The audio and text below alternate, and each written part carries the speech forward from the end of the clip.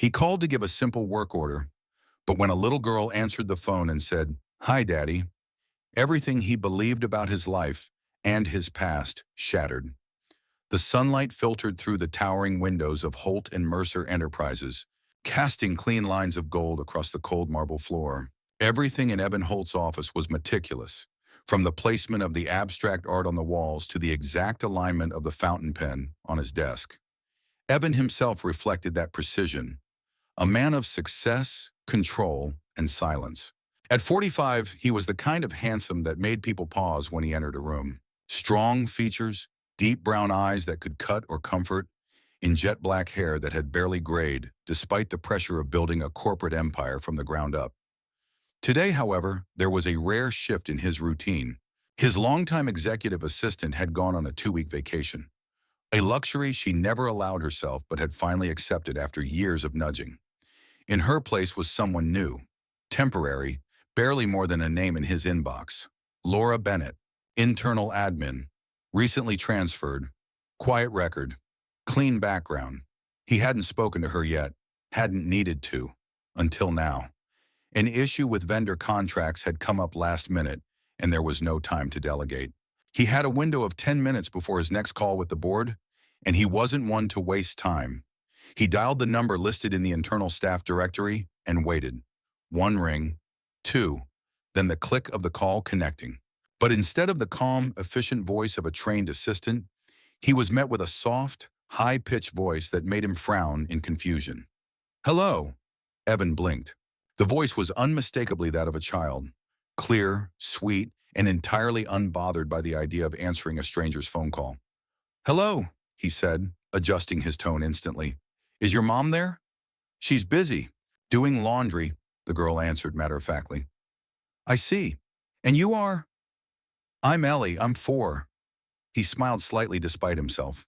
She was charming, in the way only little children could be.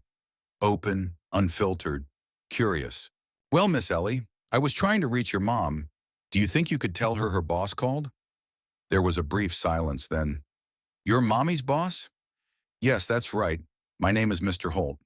A pause. Then came the words that turned his blood to ice. "Are you my daddy?" He stared at the phone as if it had bitten him.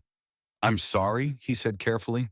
"Are you my daddy?" she repeated, slower this time, as if making sure he'd heard her.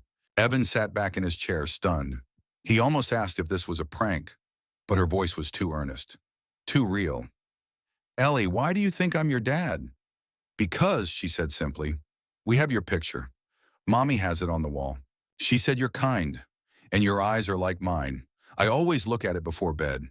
It's next to the one of me and Mommy. That's where the daddies go." His mouth went dry. He tried to speak, but no words came. The moment stretched out in eerie stillness. Then came the sound of footsteps in the background, the rustle of fabric, and a distant voice calling, "Ellie, where did you go with my phone?" "I was talking to Daddy," Ellie announced cheerfully, the sound of the phone being grabbed. Then a new voice, breathless and alarmed. "Oh my God, hello? I'm so sorry, this is Laura Bennett. Who am I speaking with?" Evan cleared his throat. His voice was quieter now. "It's Evan Holt. I called your extension. I spoke with your daughter." The line was silent. He could hear her breathing. "I sincerely apologize, sir," Laura said quickly. "She has this habit of grabbing my phone when I'm distracted. I've told her not to touch it. She said there's a photo of me on your wall." More silence. Then so soft he barely heard it. "I see. She called me Daddy." Laura exhaled sharply but didn't offer an explanation, and that alone spoke volumes. Evan's world until this point had been ruled by logic, deadlines, contracts, precision. He was a man who built his life on facts and proof and impossibilities. And one of those impossibilities had lived with him for 20 years, infertility. A quiet sentence passed on him in a sterile clinic when he was still young enough to believe it might be a mistake. It wasn't. He had learned to live with it, accept it. And yet a little girl with his eyes just called him Daddy. He stood up slowly, the phone still pressed to his ear, and walked to the window, needing air. "I'd like to speak with you in person," he said finally. "Today, before the end of the day." "I understand," Laura replied, her voice barely above a whisper. When he hung up, he didn't sit back down. He just stared out at the skyline and tried to find solid ground beneath the question that had taken root inside him. Could it be? No, it was impossible. But her voice still rang in his ears. Are you my daddy? And for the first time in his life, Evan Holt had no idea what to believe. Evan didn't return to work for the rest of the afternoon. His executive team assumed he was in back-to-back meetings or preparing for an upcoming investor presentation. No one dared interrupt him when his door was shut. The air of authority around him was too deeply woven into the company culture for anyone to question it. But behind that door, Evan wasn't working. He was pacing, back and forth, slow, deliberate steps, as if he were walking on the edge of something invisible and fragile. Like the wrong movement might break open something that couldn't be put back together. He had always been calm under pressure. That was his brand. Strategic, controlled. But the voice of a 4-year-old girl had shattered that in under 30 seconds. Her innocent question echoed in his skull like a bell. Are you my daddy? He ran a hand through his hair and sat heavily behind his desk. For the first time in a long time, he felt unsteady, vulnerable. He reached for his tablet and opened the company's internal employee database. Laura Bennett. There she was. Administrative support, hired 6 months ago through a quiet internal transfer. Bachelor's in Business Administration, solid work history, moved cities last year, no red flags. Evan stared at her ID photo. Blonde, blue eyes, warm features, not quite young, not old. A calm face, professional. But now he was looking at her differently, not as an employee, but as the mother of a little girl who claimed she had a picture of him taped to her wall. He scrolled further. Marital status, single. Dependents, 1 child, age 4. No information listed about the child's father. No mention of any former partner. He exhaled through his nose. This could all be a coincidence, a misunderstanding. Children imagine things all the time. But Ellie had sounded so certain. She hadn't hesitated, not once. We have your picture at home. His photo, not just any picture. His, in the way she'd said it, as if it were perfectly normal. As if he already belonged in their world. He leaned back and stared at the ceiling. There had to be an explanation, a logical one. She might have seen his photo in a magazine. He'd been interviewed last year for Forbes, featured in a profile about CEOs who rose from nothing. It wouldn't be hard for a curious child, or her mother, to clip that out. Still, that didn't explain the certainty in Ellie's voice, or the uncanny timing. He needed answers. By the time Laura arrived at his office that evening, the building had begun to empty. The executive wing was quieter now. Distant voices echoing through the halls, heels clicking, lights dimming into their nighttime mode. She entered the office with visible caution. Her posture was upright, her expression neutral, but her hands, he noticed, were clenched tightly around the straps of her bag. Her knuckles were pale. "Mr. Holt," she said quietly. He didn't motion for her to sit right away. He simply looked at her for a long moment, absorbing the contrast between the composed woman in front of him and the voice of the child who had accidentally opened a locked door into his past. "You didn't tell her to say that, did you?" he asked at last. Laura blinked. "Say what?" "That I'm her father." "No," she said instantly. "Never. I would never." She doesn't even understand what that word means. Not really. She just speaks from what she sees. And what does she see exactly? Laura hesitated. Then slowly she lowered her bag to the floor and sat down. "I've never shown her your name. She doesn't know what you do. She doesn't understand your role in my life, not professionally or otherwise. But about 2 years ago, she saw your face in a magazine. It was sitting open on my desk. She pointed at it and said, 'That's my daddy.'" Evan said nothing. His fingers tapped the desk once, then stopped. "I didn't tell her she was right," Laura continued. "I didn't say anything at all. I closed the magazine. But a few weeks later, she found it again and taped it to her wall, right next to our family photo. She said, 'Now it's finished.' And I didn't have the heart to take it down." "And why would she think that?" he asked. Laura met his gaze. Her voice was steady now, but low. "Because she sees something. Something I also saw." The silence between them thickened. "Ms. Bennett," he said carefully, "I don't know what you think is going on here, But 20 years ago, I was diagnosed with infertility. Medical, confirmed. I accepted that. I've lived with it. I've never had children. She didn't flinch. I believe you, she said. But that doesn't mean the universe didn't play a different game. What does that mean? She inhaled, then let it out in a controlled breath. I think we should talk, really talk, because I've been holding something for a long time.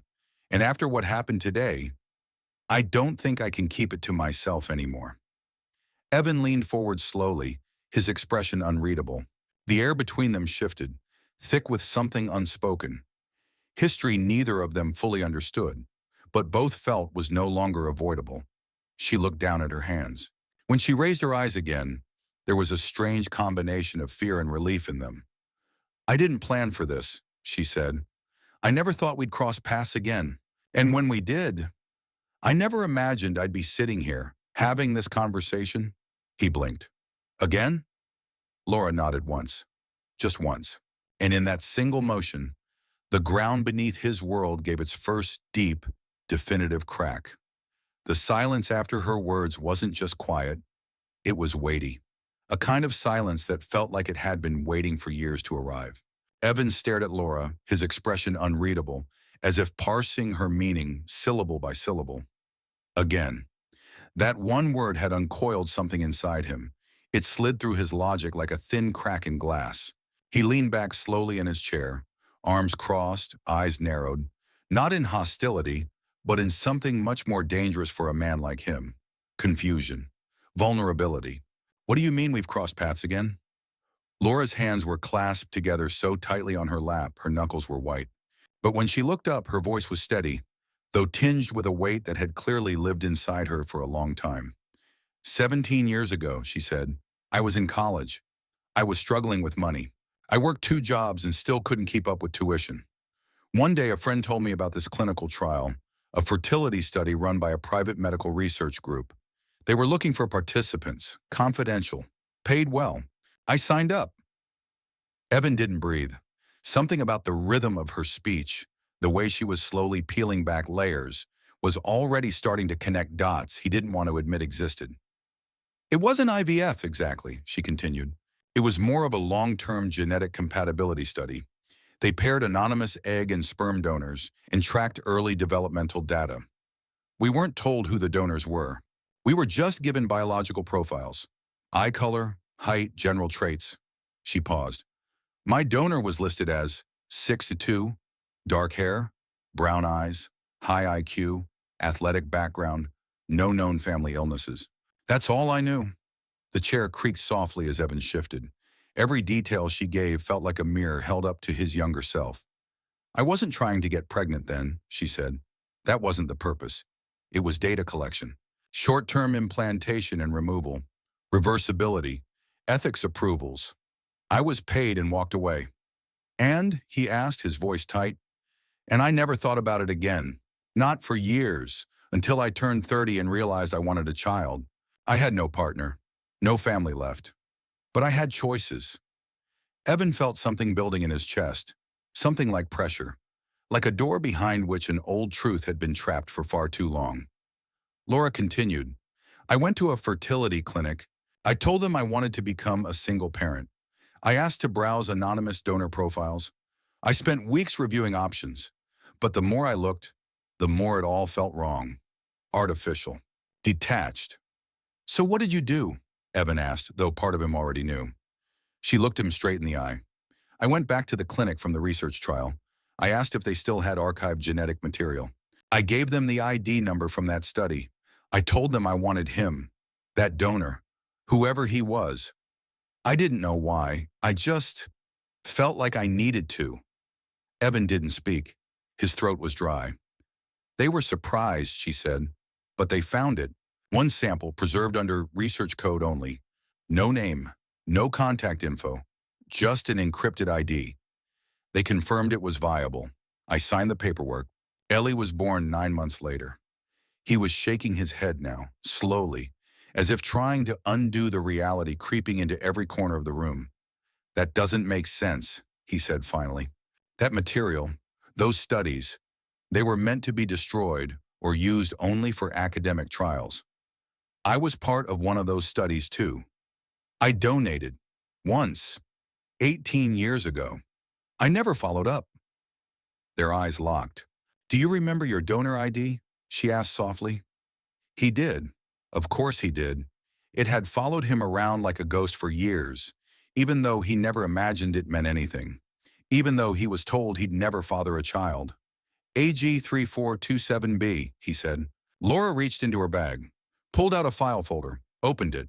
Inside was a copy of the clinic's paperwork, a chart, and at the top, donor ID, AG34227B. He stared at it, then at her, then back again. It felt like the floor had fallen out from beneath him. His first instinct was to retreat, shut down, raise every emotional wall he'd mastered over decades of corporate survival. But then Laura pulled out a second sheet. I didn't want to believe it either, she said. Not until I knew for sure. So last month I ran a private DNA test. I sent it to a lab. I had one of the old glasses you used from a company event. I kept it as a joke, actually. We all joked about your taste in bourbon. She slid the paper across the desk. DNA parentage. Match. 99.99%, and beneath it, child, Eleanor Bennett. Biological father, Evan Holt. He didn't speak. Couldn't. The silence was enormous. She broke it first, her voice gentler now. I wasn't going to tell you. I didn't want anything from you.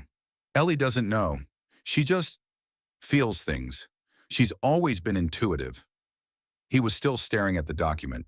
All his life, Evan had believed one thing about himself, that he would never have children, that he couldn't, that no version of the future would include a small hand holding his. He had made peace with it, built his life around it, replaced the ache with ambition, and now here it was. A living truth. A 4-year-old girl who called him daddy on instinct, who taped his face to her wall, who smiled like him, who belonged to him. Why now? He asked finally, voice hoarse. Because, Laura said quietly. You called. Because she answered. And because it's time. He looked up at her.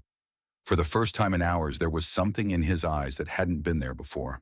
Not fear, not control, not denial. Just awe. Evan didn't return to his penthouse right away. Instead, he drove for hours. No destination, no route. Just the pulse of the city lights passing across his windshield, and the voice of a little girl still echoing inside his skull. Are you my daddy? He pulled off the freeway eventually, parking beneath a half-lit street lamp in a quiet residential neighborhood he didn't recognize. The engine ticked in the silence as it cooled. Outside the window, an orange cat crossed a lawn, indifferent to the storm unraveling inside the luxury sedan. The DNA test sat in the passenger seat beside him. That single sheet of paper had rewritten everything he thought he knew about himself. Biological father, Evan Holt. The words felt both impossible and intimate. For most of his adult life, Evan had lived with the knowledge that he would never be a father. He hadn't merely accepted it. He had built his identity around it. He was the brilliant executive, the visionary, the man who outworked, outmaneuvered, and outlasted everyone. The one who built his own world from nothing, with no attachments, no weaknesses, no need for anyone. He told himself that children had never been part of the plan, but that wasn't true, not really. He had wanted it once, briefly, quietly. The kind of want that sits in the background like a soft light, there but never fully noticed until it flickers out. And then he got the test results. Low motility, hormonal imbalance. Unlikely, the doctor had said. Essentially infertile, another had confirmed. He was 25. The loss had hit him like a wave he never admitted he was drowning in, so he buried it. And in its place, he built success. But Ellie had pulled that buried hope to the surface with a single sentence. Not by pleading, not by demanding, but by believing. She believed he was her father without question. She believed it with her drawings, her photo wall, her joy. And now the science backed her up. She was his, not metaphorically, not symbolically, his daughter. He pressed the heels of his hands against his eyes and let out a slow breath. There were memories suddenly from long ago, vague and mostly forgotten. The sterile, white-walled university lab where he'd signed up for the fertility study as a broke college student. They'd told him it was anonymous, experimental, low risk, compensation provided. He remembered the technician joking that his profile would probably be in high demand. Good genes, smart, athletic, no family history of illness. He hadn't cared then. He just wanted the money. He never thought he'd be matched. Never thought anything would come of it. And certainly never imagined that a young woman across the city would later walk into that same program, years later, asking for a future from something he'd long since forgotten. And now that forgotten choice had a name. Ellie. Her face flashed in his mind again. Not from a photo, but from the phone call. The softness of her voice, the way she'd asked without hesitation, with certainty. He closed his eyes. The truth was, he didn't feel like a father. He felt like a man who had accidentally stepped into someone else's life and wasn't sure how to breathe in the air. What was he supposed to do now? What did a father even do? He wasn't prepared for this. There were no spreadsheets for this. No boardroom strategy to fix the fact that he had missed 4 years of her life, that he had never heard her first words, never kissed a scraped knee, never carried her to bed when she fell asleep in the car. He had lost so much time, and yet, something inside him sparked at the thought of gaining even a second of it back. He picked up the DNA report, folded it neatly, and slid it into the inner pocket of his blazer. Then, for reasons he couldn't explain, he typed children's bookstores near me into his phone. 15 minutes later, he walked into a small shop on a corner with fairy lights in the window. The woman behind the counter smiled politely at first, but her eyes widened when she realized who he was. He didn't acknowledge it. He just walked to the nearest shelf, slowly scanning the covers. He picked a book about a little girl and a bear, another about a dad who taught his daughter how to fix things, and a third illustrated with stars and galaxies called "You Were Always Meant to Find Me." He stared at that one the longest. He bought all 3. When he got home, the penthouse felt colder than usual. Too quiet, too clean. The walls, once a symbol of status, now felt like glass.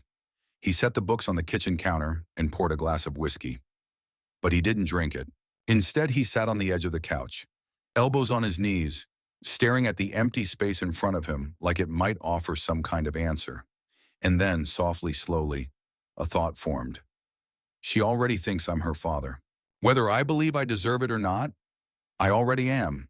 And maybe it wasn't too late. Maybe he couldn't change the past. But maybe he could give her something now. A presence, a promise, a beginning. He reached for his phone, hands slightly trembling, and typed a message to Laura. "Can I see her? Tomorrow?" She replied 2 minutes later. "Yes, we'll be at the park after 3. She'd love that. And even though he didn't know what he would say, even though the weight of everything still sat on his shoulders, for the first time in years, Evan Holt smiled. Evan arrived at the park 30 minutes early. It was a quiet, residential green space tucked between rows of brick townhouses and elm trees, the kind of place he had driven past 1,000 times but never noticed. The kind of place where real life happened. Scraped knees, juice boxes, tired parents in hoodies and stray bubbles floating through the air. Nothing corporate, nothing curated. He wore a simple navy pullover, jeans and sneakers, clothes he hadn't worn in months. He had stared at them in his closet for 15 minutes before putting them on. Somehow, dressing down had felt more terrifying than his most high-stakes investor meetings. He'd told himself it was to blend in, but deep down he knew the truth. He didn't want to look like a stranger, not to her. He sat on a bench near the play structure, gripping the brown paper bag that held the 3 picture books he had bought the night before. He hadn't wrapped them. He didn't know if he should. He didn't even know if she liked books. God, what if she didn't like him? What if she sensed it? That he wasn't enough? That he'd missed too much? He inhaled slowly and tried to steady his thoughts, but they kept spiraling. Forward, backward, in circles. He didn't hear Laura's footsteps until she was close. He stood automatically when he saw her. She wore a simple light blue blouse and jeans, her hair pulled back in a loose ponytail. There was no makeup, no pretense. But when she looked at him, something in her gaze softened. "You came," she said quietly. "I didn't sleep much." She nodded as if she hadn't either. Then she stepped aside, and there she was. Ellie. She was smaller than he'd imagined. 4 years old, but barely to his waist. Long dark hair that curled at the ends, pulled into two slightly uneven ponytails. Big dark eyes that glowed under thick lashes. She wore a yellow dress with a white collar and mismatched socks, and she was holding a purple stuffed bunny by one ear. She looked up at him with that same easy certainty he had heard through the phone. "Hi, Daddy." Evan couldn't move. The words didn't feel like a shock this time. They felt like a sentence that had waited 4 years to be spoken aloud. Like the universe itself had pressed unpause. "Hi, Ellie," he said softly. His voice cracked on her name. She tilted her head. "You look different in real life, but you still have my eyes." He laughed through the sting behind his eyes. "I think you had them first." She stepped closer, curious but unafraid. Then with the quiet confidence only children possessed, she reached out and touched his cheek. "You're warm," she said. "That means you're real." He crouched down to her level, his knees popping slightly. "Very real." She smiled and he felt it like sunlight. "What's in the bag?" she asked. "I brought you something, if that's okay." She nodded gravely. He opened the bag and handed her the books one by one. Her eyes lit up when she saw the cover with the stars. "Can we read this one now?" Evan glanced at Laura, unsure, but Laura only nodded. Her lips trembled slightly, but she smiled. "Go ahead." So Evan walked with Ellie to the grass under a tall elm and sat cross-legged, with her nestled beside him like it was the most natural thing in the world. She opened the book across both of their laps and leaned her head on his shoulder as he began to read aloud. "In a sky full of stars, a little light waited." Laura sat a few yards away on the bench, watching them. She had prepared herself for awkwardness, for hesitation, for distance. But what she saw instead was something she could never have predicted. Ease. Connection. Like they were puzzle pieces finally clicked into place. And Evan, he looked different now. Less like a man who owned buildings and more like a man who understood what it meant to belong somewhere. Halfway through the story, Ellie looked up at him. "Can we do this again tomorrow?" His throat tightened. "Yes," he said. "As many tomorrows as you want." She smiled like that answer had been waiting her whole life. Later, they played on the swings. Evan pushed gently, watching her legs kick into the air, her laughter filling the park like music. He didn't check his phone once, didn't look at the time, didn't think about boardrooms or market trends or quarterly reports. All that mattered was this moment, this child, this second chance. As the sun began to dip, Ellie ran ahead to chase a butterfly, and Laura stepped beside him. "I've never seen her take to anyone this fast," she said. Evan's eyes stayed on the little girl in yellow. "I think maybe she's been waiting for me." Laura didn't speak right away, but when she did, her voice was softer. "Maybe she has." They stood in silence for a while, shoulder to shoulder, not touching, not needing to, just watching the little girl who had changed everything. Evan turned to Laura. "Can I be part of her life? Regularly?" Laura met his eyes. There was no fear there anymore, just clarity.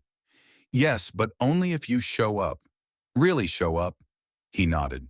"Every day, as often as you'll let me." She smiled then, not the cautious smile of a woman protecting her child, but the genuine smile of someone who was slowly learning it might be okay to hope again. And in that ordinary park, under an ordinary sunset, a man who had once believed he would never be a father realized he already was one. Not by biology alone, but by presence. And a little girl, still chasing her butterfly, looked over her shoulder and saw him there.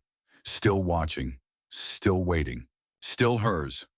Evan Holt had closed billion-dollar deals, negotiated hostile mergers, and stood in front of boardrooms filled with ruthless investors without ever breaking a sweat.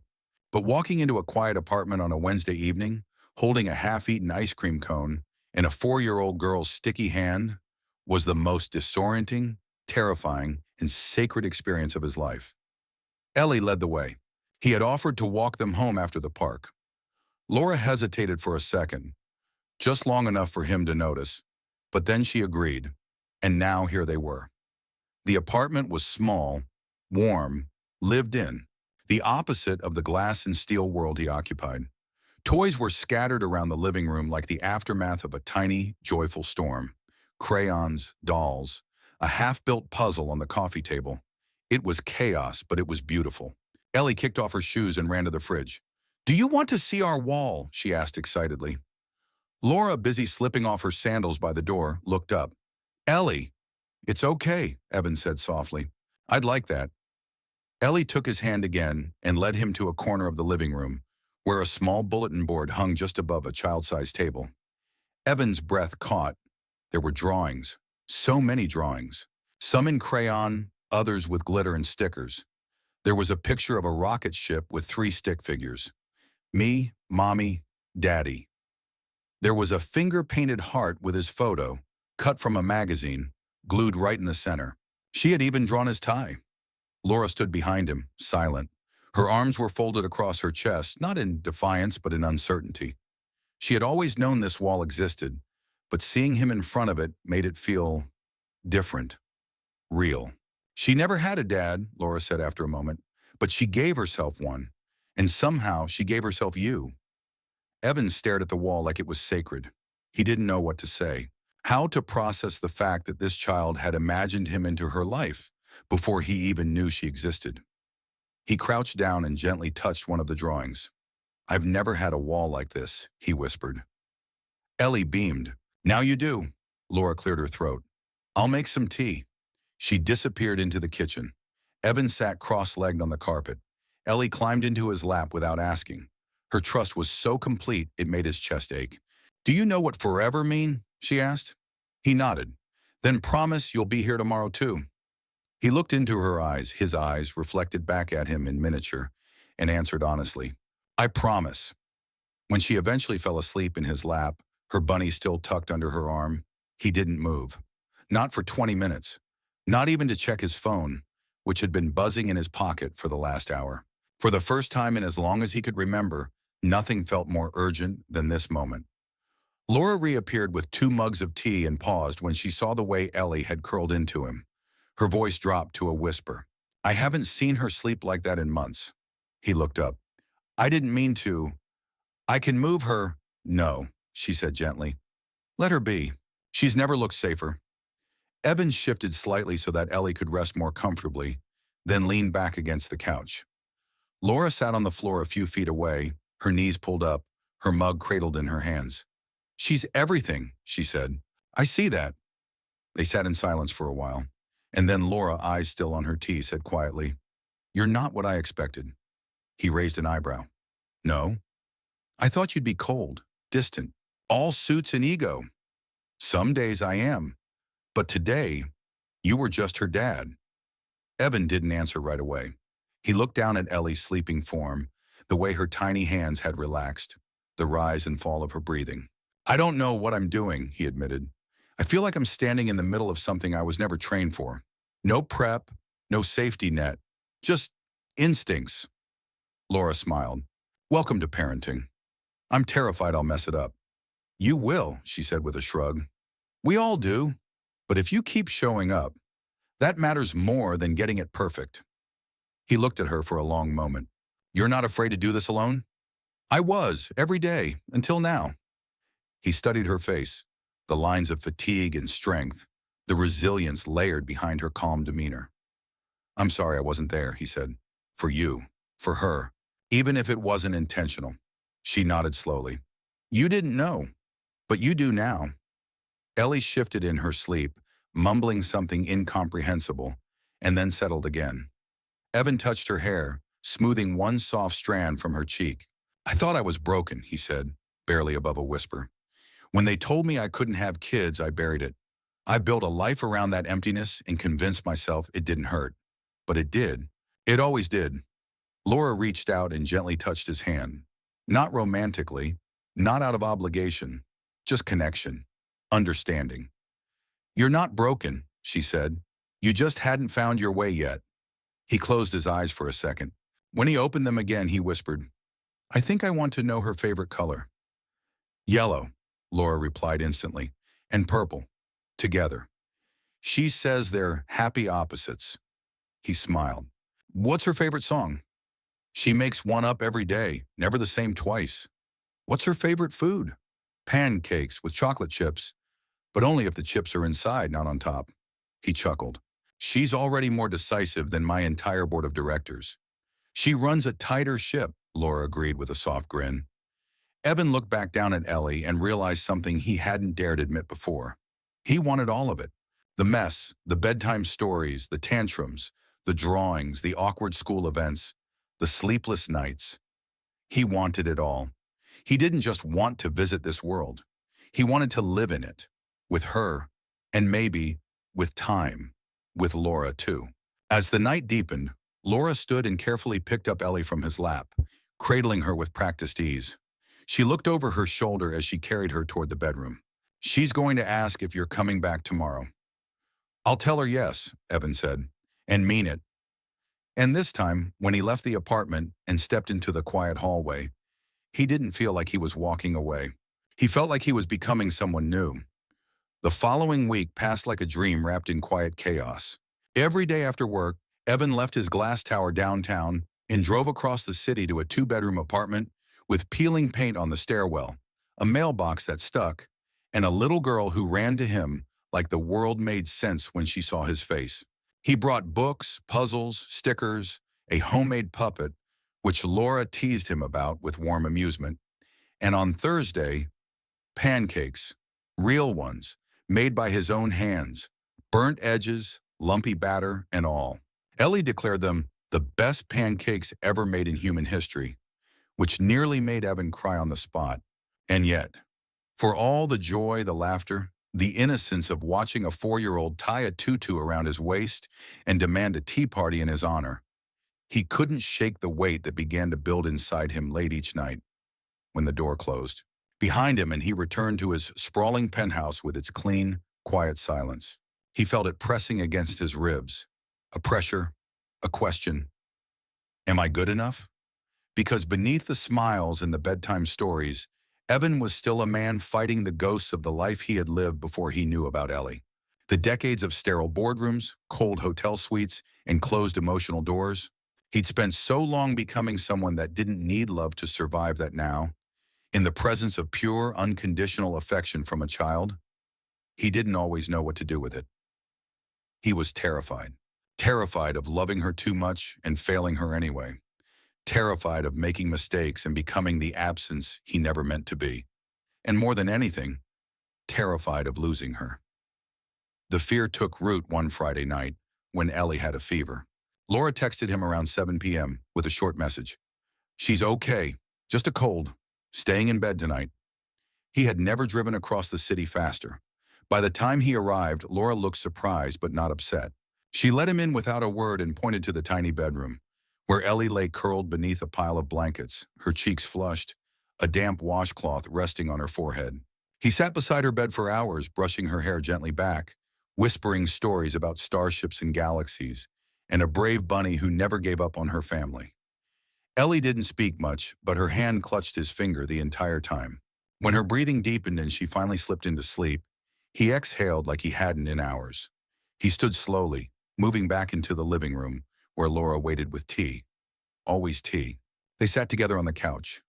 A quiet, exhausted presence settling between them. "She'll be okay," Laura said gently. "It's just a bug." "I know," Evan murmured.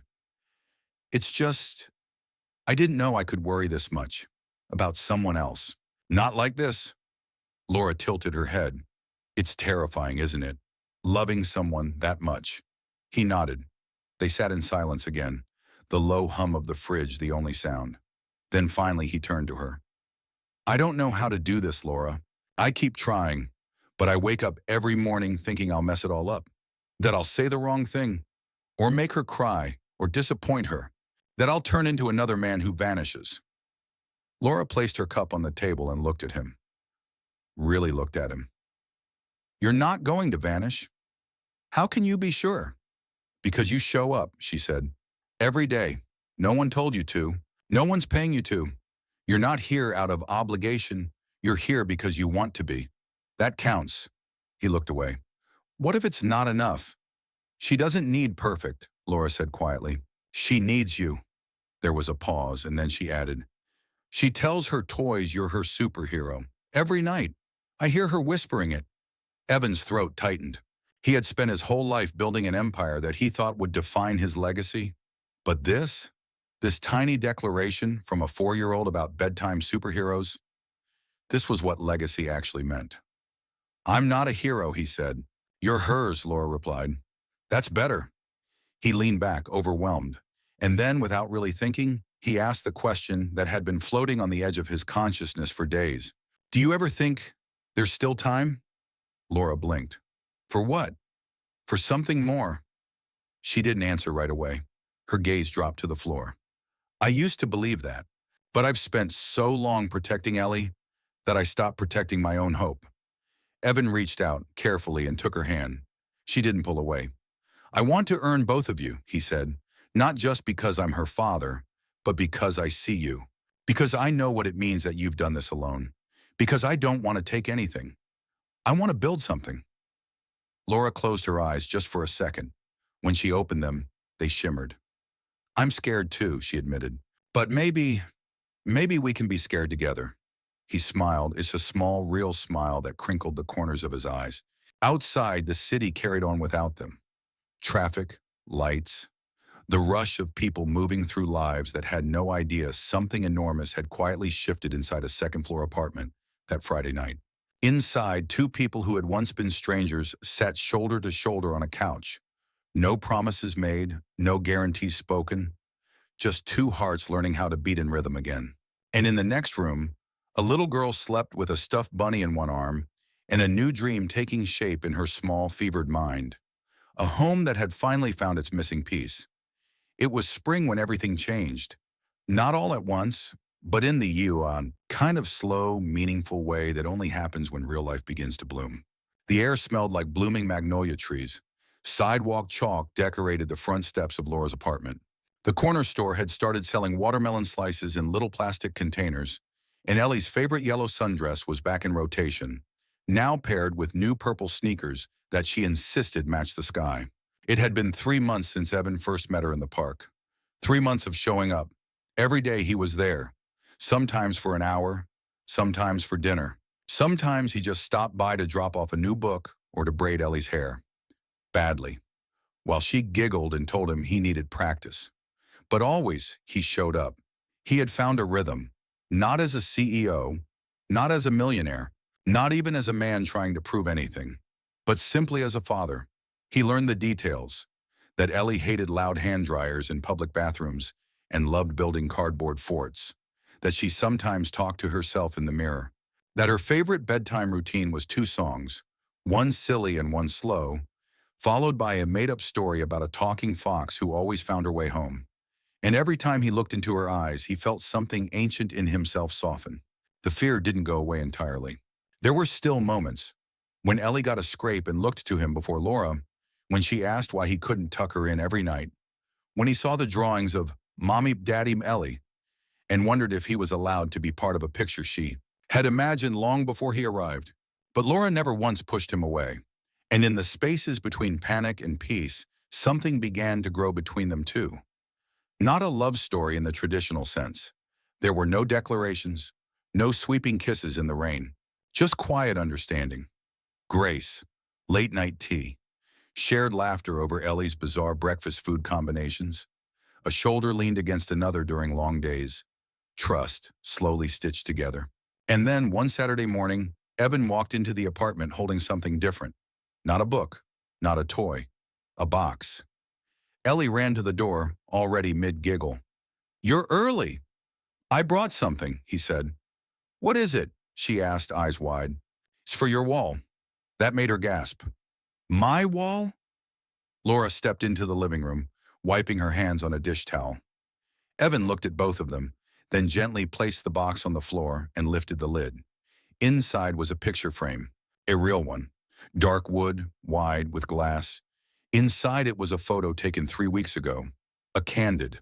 Laura was sitting on the couch, holding Ellie in her lap, who was wearing one of Evan's baseball caps backward and laughing so hard her eyes were squinted shut. Evan was next to them, one arm around Laura, the other mid-tickle on Ellie's side. The moment had been captured by a timer camera he had secretly placed on the shelf. Now it lived in a frame. Ellie gasped. "We look like a family." Laura stared at the photo in silence. Her hand flew to her mouth. "You do," Evan said softly. We do. He crouched next to Ellie. I want to hang this on your wall if that's okay, but only if it belongs there. Ellie threw her arms around his neck so hard he nearly lost his balance. It belongs, she whispered. Laura turned away, pretending to fuss with the kitchen light switch. But Evan saw her shoulders tremble. They hung the photo that afternoon, right in the center of her art wall, above the space where the old magazine cutout of Evan had been. She took it down herself and said, "That was pretend. This is real." Later that night, Laura walked Evan to the door as she always did. Only this time, she didn't open it right away. "You didn't have to do that," she said quietly. "The picture, the frame. You've done so much already." He looked at her. "I wanted to," he replied. "I think I've spent most of my life building walls. I didn't realize how badly I needed to belong on one." She smiled at that, a real soft smile that reached her eyes.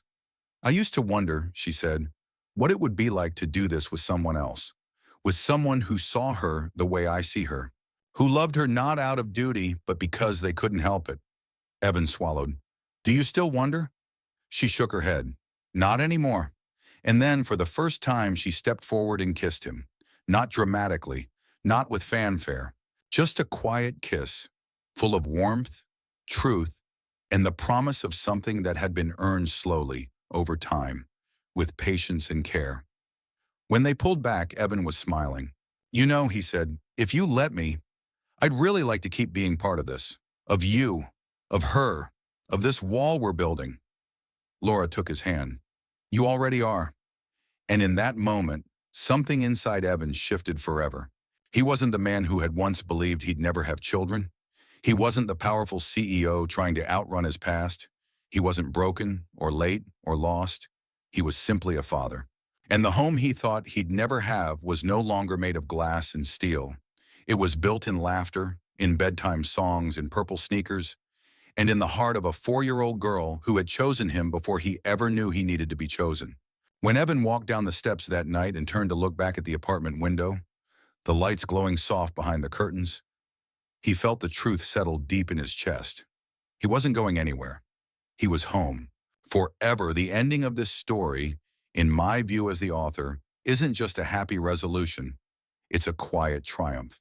It's about healing, about choosing love not once but every day, about returning to the version of yourself you forgot existed, and finding that, somehow, you're still worthy of the life you thought was out of reach. What makes this story powerful isn't that a billionaire unexpectedly becomes a father. It's not even the soft unfolding of love between two people from vastly different worlds.